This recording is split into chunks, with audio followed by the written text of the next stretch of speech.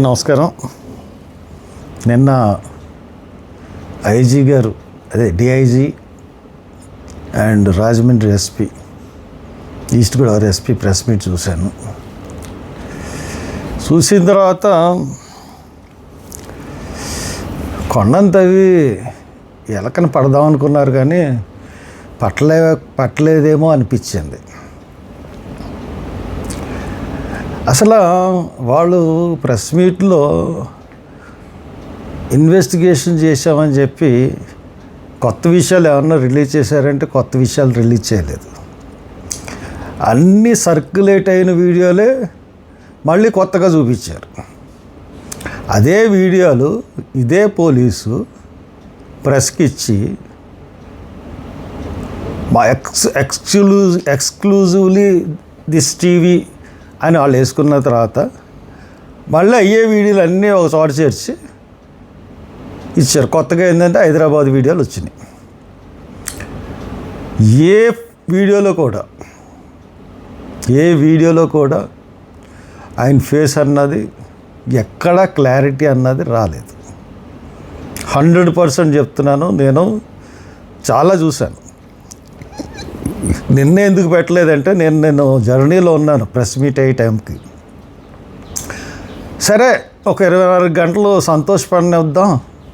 Police డిపార్ట్మెంట్ని చాలా బెదిరించేస్తున్నారు కదా, అందరూ బెదిరిపోయి వీళ్ళ గురించి ఎగనెస్ట్గా వాళ్ళు ఇన్వెస్టిగేషన్కి ఎవరో సమాధానం చెప్పలేదు, మేము రైటు అనుకొని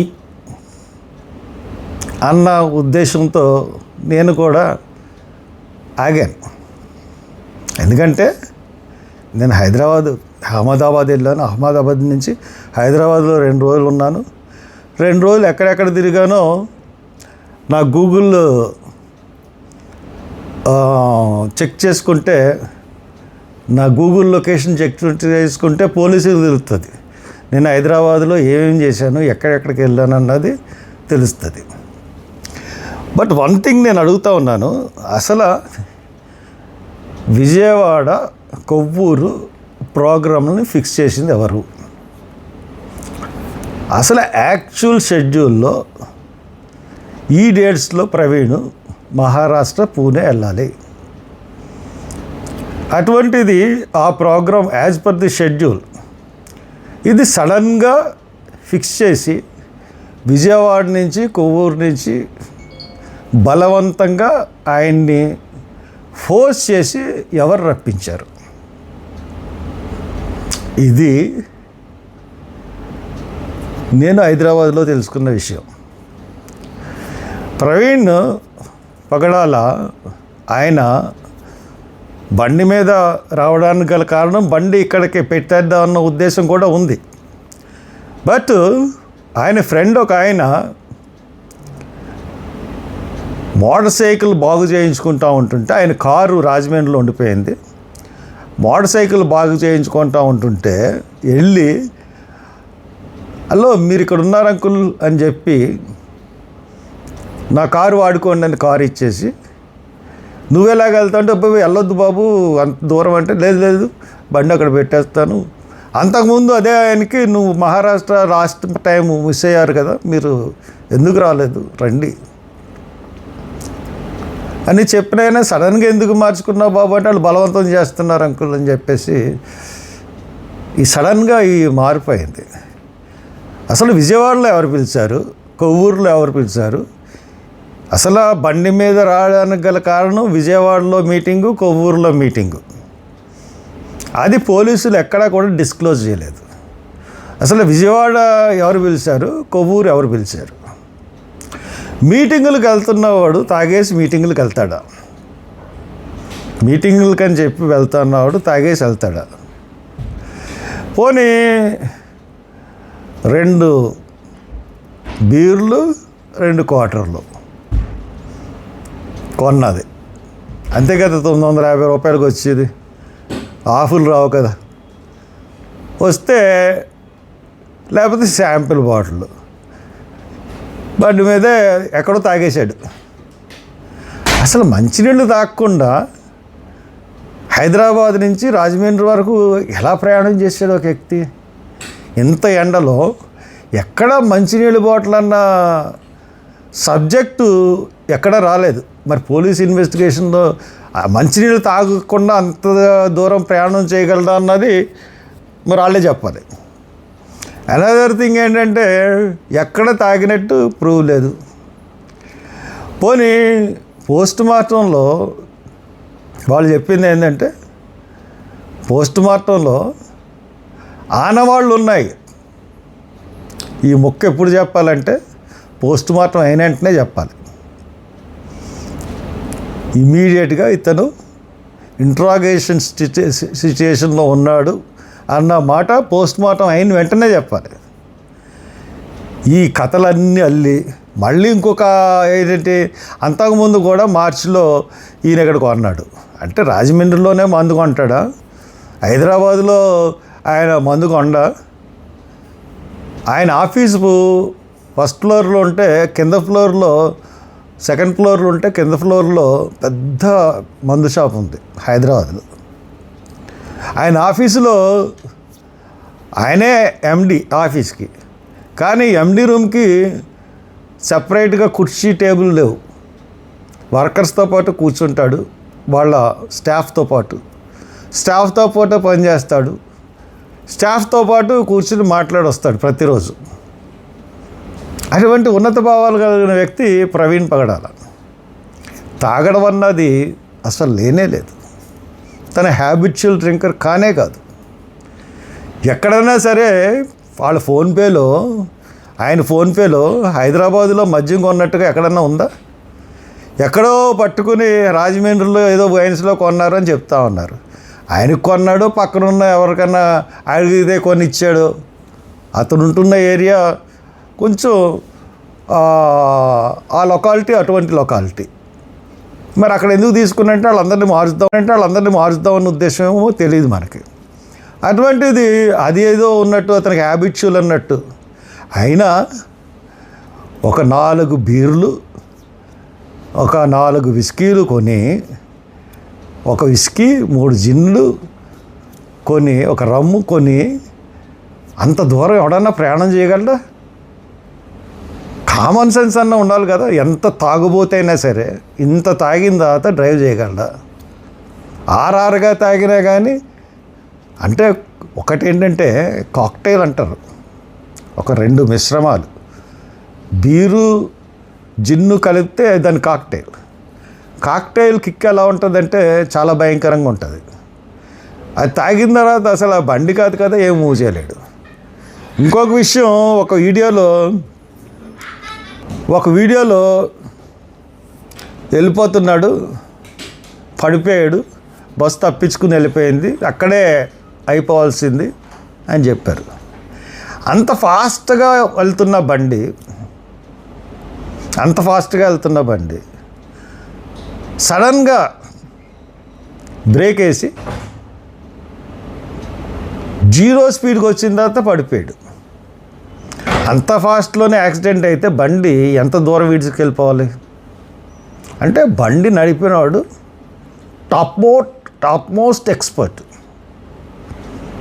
ఎంత టాప్ మోస్ట్ ఎక్స్పర్ట్ అంటే ఆడు బండిని అక్కడ బ్రేక్ వేసి పడేయగలడు. అటువంటి డ్రైవర్ నడిపాడు బండిని. ఇంకపోతే ఈయన యాక్సిడెంట్ స్పాట్ ఎగిరి బండి మీద పడింది. ఆయన వెళ్తున్నది ఇలా స్లోప్లోకి వెళ్ళాడు. స్లోప్లోకి వెళ్ళిన తర్వాత ఆబ్జెక్ట్కి తగిలింది అన్నారు. ఆబ్జెక్ట్కి తగలడానికి ఆబ్జెక్ట్ ఏంటంటే అక్కడ రాల్డ్. ఆబ్జెక్ట్కి ఏది తగులుతుంది? హెడ్డిల్ తగలదు, ఫ్రంట్ టైర్ తగులుతుంది.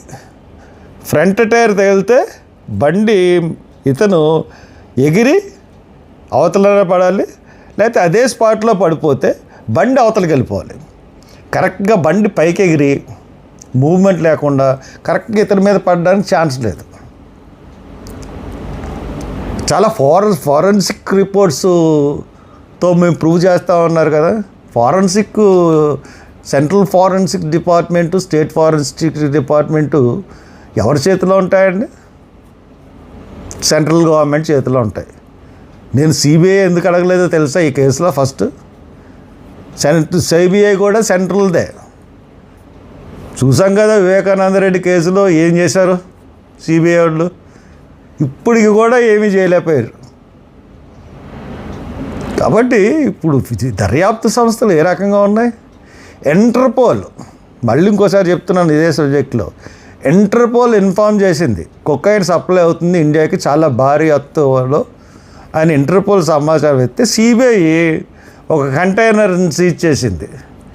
దాంట్లో 70,000 కోట్లు ఖరీదు చేసే కొకైన్ ఉందని చెప్పి ప్రైమరీ రిపోర్ట్స్ నిర్ధారించినాయి. After 10 months, after 11 months, 12 months అబ్బాయి దీంట్లో ఏమీ లేవు. మీ చేతిలో, పోలీస్ డిపార్ట్మెంట్ చేతిలో, ప్రభుత్వం చేతిలో దేన్నన్నా తిమ్మిని బొమ్మని చేయగలరు, బొమ్మని తిమ్మిని చేయగలరు. మళ్ళీ బెదిరింపులు. ఈ కేసు మీద మాట్లాడితే అరెస్టులు చేస్తాం.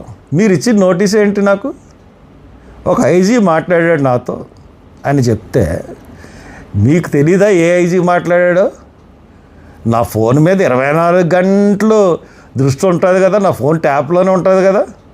ఎవరెవరు ఫోన్ చేశారు నాకు, ఏ ఐజీ ఫోన్ చేశాడో మీకు తెలీదా? ఆ వంకర నన్ను భయపడదామని. ఐజీ మాట్లాడింది వాస్తవం కదా నాతో, మీకు తెలుసు కదా. పోలీస్ డిపార్ట్మెంట్ ఐజీ గారికి మీకే చెప్తున్నాను, ఐజీ గారు అంటున్నాను.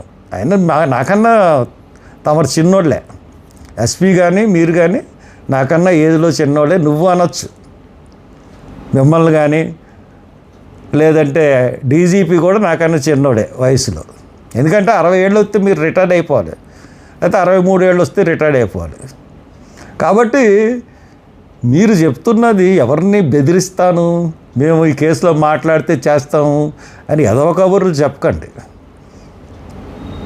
మీరు చేసిన ఇన్వెస్టిగేషన్ మీద నాకు నమ్మకం లేదు. మీరు మొదటి నుంచి కూడా ఈ ఇన్వెస్టిగేషన్ని ఏదో రకంగా యాక్సిడెంట్ కింద చూపించాలనే తాపత్రయపడ్డారు తప్పితే ఇంకో కోణంలో ఇన్వెస్టిగేషన్ మీరు చేయలేదు. అసలు హత్యా కోణం అన్న దృష్టే మీకు రాలేదు. కారణం అంటే మీకున్న పైన నుంచి మీకున్న ఒత్తిడి.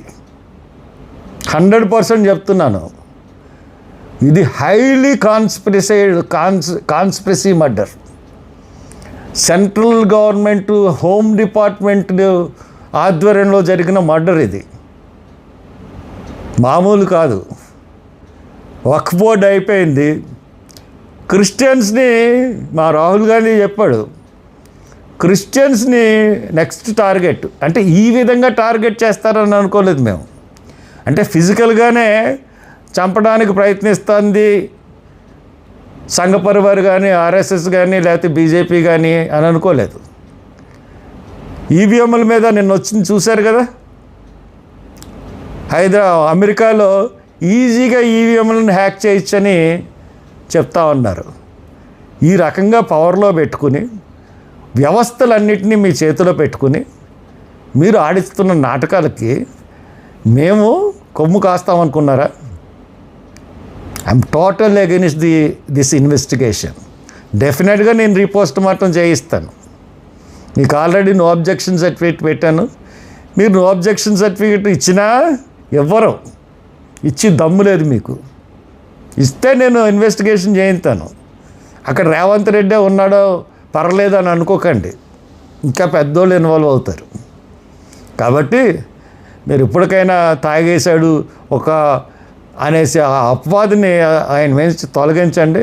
కొన్ని కుక్కలు వాగుతున్నాయి మీడియాల్లోనూ వాటిల్లోనూ. మొదటి రోజునే చెప్పేశామని. ఎందుకురా మీరు పదవుల గురించి ఎడుతారు?